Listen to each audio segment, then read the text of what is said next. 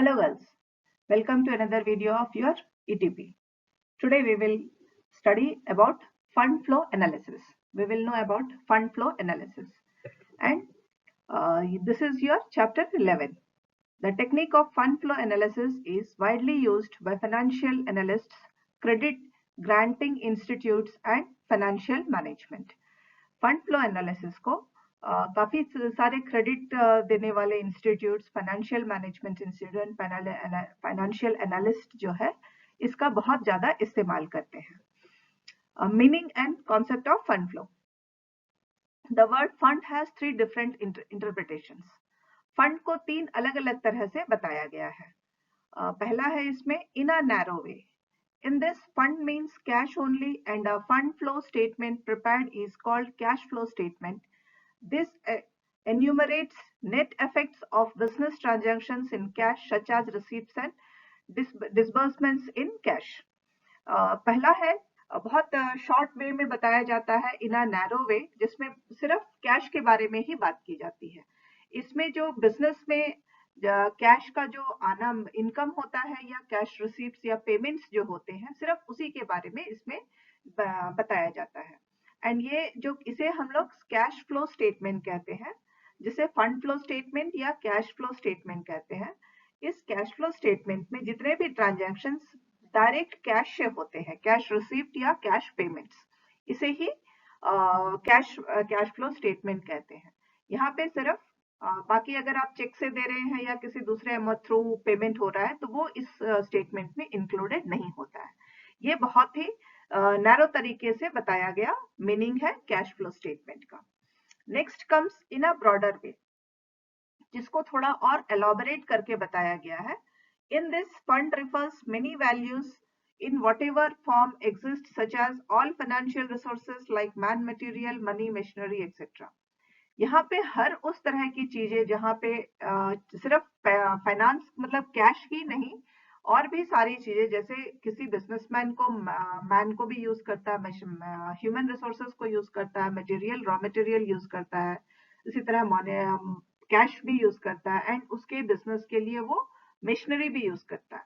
All these things are included in the financial statement, financial analysis, जहाँ पे जो भी चीजें जो फाइनेंस में कन्वर्ट हो सकती है, मॉनेटरी टर्म्स में कन्वर्ट होती है, उन सारी चीजों को यहाँ बताया जाता है. That may be man, material, money, machinery, what ever it is, सारी चीजों को यहाँ पे देखा जाता है.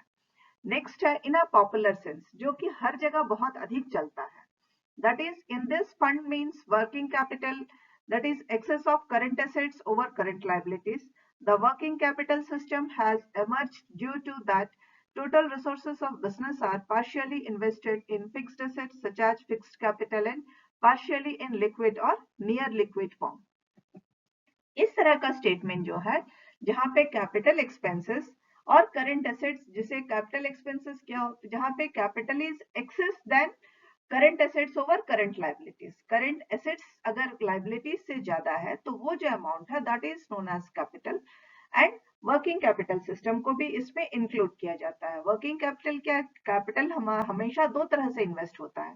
एक फिक्स्ड एसेट्स में इन्वेस्ट होता है, जहां लैंड मशीनरी सारी चीजें खरीदे जाती है, लैंड बिल्डिंग मशीनरी को डाला जाता है. एंड दूसरा है लिक्विड एसेट. तो लिक्विड फॉर्म में भी बिजनेस में कैपिटल रहता है, जिसको पार्शियली वो डे टू डे रिक्वायरमेंट में यूज करते हैं. डे टू डे जो एक्सपेंसेस होते हैं या इनकम होता है उसमें इसको यूज किया जाता है. सो दोनों तरह के, और ये सबसे अधिक चलता है इस type of fund flow analysis के. जो कैश फ्लो सिस्टम है ये सबसे अधिक यूज में है, क्योंकि यहाँ सब कैपिटल का भी करंट एसेट्स ओवर करंट जो कैपिटल है, वर्किंग कैपिटल भी यूज होता है, और लिक्विड कैपिटल जो है, जैसे liquid capital fixed assets and partially कुछ अमाउंट जो है वो फिक्स्ड कैपिटल होता है एंड कुछ होता है वर्किंग कैपिटल. दोनों ही तरह से इसको इस्तेमाल किया जाता है. That's why it is known as a popular type of fund. Next आते हैं meaning and concept of fund flow. अभी तक तो हमने जितना भी सुना पढ़ा वो सारा था व्हाट इज फंड. अब हम देखते हैं फंड फ्लो क्या है, इसका कॉन्सेप्ट क्या है. The term fund flow refers to change of funds in a given period of time. The transactions affecting working capital are called sources of funds or application of funds. Funds का meaning क्या है, जब fund flow का मतलब क्या है, एक particular period में फंड्स जिस तरह से बदलते रहते हैं, तो वो जो ट्रांजैक्शंस होते हैं उनको जब एक जगह लिखा जाता है, then that is known as fund flow. क्या है कि आप बिजनेस जब शुरू करता है, एंटरप्रेन्योर जब बिजनेस शुरू करता है, he comes with a cash. उसके बाद में कुछ अमाउंट को वो मशीनरी में लगाएगा, कुछ लैंड एंड बिल्डिंग में लगाएगा, कुछ रॉ मटेरियल लाने में लगाएगा, कुछ मैन पावर के सैलरीज में, ह्यूमन रिसोर्सेज जो लेके आया है उनके सैलरीज में, और इन सब तरह की चीजों में लगाता है। तो ये जो रोज इनके रिक्वायरमेंट्स बदलते हैं, रोज नए नए तरह के ट्रांजैक्शंस होते हैं। तो कैश से रिलेटेड इन सारी ट्रांजैक्शंस को जब एक जगह का किया जाता है, तो फंड्स अलग अलग तरह से बदलते जाते हैं। जो फंड पहले कैश के रूप में था, वो बाद में मिशनरी के रूप में, कुछ उसमें से मिशनरी के रूप में बदल गया, कुछ बिल्डिंग के रूप में बदल गया। इस तरह से जो बदलता रहता है फंड जो है, उसे हम फंड फ्लो स्टेटमेंट कहते हैं, फंड फ्लो कहते हैं। एंड फंड फ्लो कई तरह से होता है, कहीं कैसे कैसे चेंज होगा, कई तरह से आएगा, कहीं जाएगा, बहुत तरह से फंड्स का आते हैं हमारे किसी भी एंटरप्रेन्योर के बिजनेस में। अब वो किस तरह से आते हैं, फंड्स फ्रॉम ऑपरेशंस, जब बिजनेस हो रहा है तो उसमें अलग अलग एक्टिविटीज हो रही है, तो उससे भी आते हैं funds. Issue of share capital, share capital जो शेयर्स हम लोग इश्यू करते हैं, इश्यू ऑफ डिवेंचर्स इश्यू होता है, कंपनीज में क्या शेयर्स भी इश्यू होते हैं, डिवेंचर्स इश्यू होता है। रेजिंग ऑफ लोन्स, अलग अलग ऑर्गेनाइजेशन से, अलग अलग इंस्टीट्यूशन से लोन्स लिए जाते हैं। सेल ऑफ फिक्स्ड एसेट्स, कभी कभी कुछ फिक्स्ड एसेट्स को बेचा जाता है।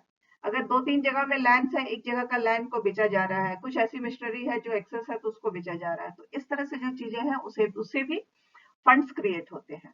डिविडेंड रिसीव्ड, बड़े बड़े ऑर्गेनाइजेशन दूसरे बड़ी बड़ी कंपनियों में जो शेयर्स के लिए डालती है, तो वहां से जो डिविडेंड मिलता है, that is also a fund.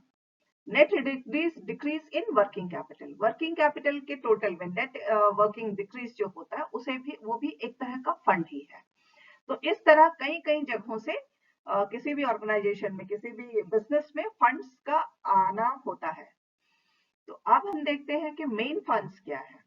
Application of funds, main fund application of funds are funds in funds lost in operation, operation में इस तरह से क्या है, अब वो तो ऊपर हम देख रहे थे सोर्सेस है, अब हम कहां से उसको अप्लाई कर रहे हैं, मतलब कहाँ जा रहा है, ऑर्गेनाइजेशन में कहां से पैसे आते हैं तो फंड होता है, एंड कहां से जाते हैं तो फंड हो रहा है।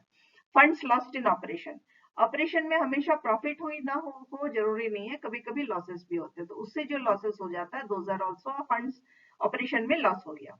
परचेज ऑफ फिक्स्ड एसेट, जब फिक्स्ड एसेट्स आप खरीदते हैं, तो क्या आपका जो फंड था वो कैश चला गया, उसके बाद में you got some asset which is known as a fixed asset. और फिक्स्ड एसेट कुछ भी हो सकता है, मशीनरी भी हो सकती है, लैंड एंड बिल्डिंग भी हो सकता है, anything it may be. Then redemption of purchase of shares और डिवेंचर्स, शेयर्स डिवेंचर्स को जिस रेट से खरीदा जाता है, अगर उसमें गिरावट होती है तभी भी नुकसान होता है। Then payment of bank loans, bank loans को जब पे कीजिएगा तो अपने किसी फंड से ही निकाल के दीजिएगा, तो ये आपका हो गया एप्लीकेशन ऑफ फंड, या आपका रिडक्ट, आपके फंड का कम हो जाना, जो बिजनेस एंटरप्रेन्योर है उसके फंड का कम होना कहलाता है ये सब। Payment of dividend, payment of taxes, drawings, net increase in working capital, working capital जब रिड्यूस होता है that is a source of fund, and working capital जब इंक्रीज होता है then that is a application of fund. Next आते हैं sources of funds. अब जो सोर्सेस ऑफ फंड्स है, ये कहां कहां से हम ला सकते हैं, the main sources of funds कहां कहां से accumulate होते हैं। Decrease in working capital, this arises due to result of decrease in current assets or increase in current liabilities. In both cases flow of fund takes place. कभी कभी क्या होता है कि ऑर्गेनाइजेशन में करंट एसेट्स कम हो जाते हैं या करंट लाइबिलिटीज बढ़ जाती है, दोनों ही केसेस में फंड फ्लो होता है। क्या है, केसेस में inflow of fund is taken place, दोनों ही केसेस में इनफ्लो ऑफ फंड होता है। Then next is funds from operations, we calculate funds from operations by adding non-profit expenses and deducting non-profit income from net profit. Net profit से ऐसे ऐसे operations को deduct किया जाता है जो प्रॉफिटेबल नहीं थे लेकिन एक्सपेंसेस हो गए, उसी तरह से इनकम जिससे कोई प्रॉफिट नहीं था बट गॉट सम इनकम, इस तरह के ऑपरेट जो कैलकुलेशंस करने के बाद में जो अमाउंट मिलता है that is known as funds from operation. Next is issue of shares and debentures, The company issues shares and debentures to meet financial requirement. These are subscribed for by the public and the funds are received and is a source of income. जब shares और debentures issue होते हैं तो अपने financial requirements को पूरा करने के लिए कई बार बहुत सारे ऑर्गेनाइजेशंस जो है शेयर्स एंड डिबेंचर्स इश्यू करते हैं. पब्लिक में शेयर्स को सब्सक्राइब किया जाता है. तो जो पब्लिक शेयर्स को खरीद रही है तो उनसे जो फंड राइज होता है, जो पैसे आते हैं, that is known as issue of fund, sources of funds from shares and debentures. Shares debentures के क्रिएट करने की वजह से, सेल करने की वजह से फंडिंग अरेंजमेंट हुई है, फंड की अरेंजमेंट हुई है. देन और क्या हो सकते हैं? Sale of fixed assets. Amount received from sale of fixed assets like land building, plant machinery, investment etc. is also another source. अगर किसी ऑर्गेनाइजेशन के पास में काफी सारे लैंड है या बिल्डिंग है जिसमें से कुछ वो सेल कर रहा है कुछ अपने फंड के लिए, या कुछ फिक्स्ड एसेट्स है जो जिसे वो सेल कर रहा है, तो उससे जो अमाउंट आता है that is also known as, that is also a type of source of fund. एक और तरीका है. सोर्स क्या है कि कहां से आप फंड ला सकते हैं या कहां से निकाल के आप खर्च कर सकते हैं. This is the place from where you will get the liquid cash और liquid amount. And then next comes is increase in loan and mortgage.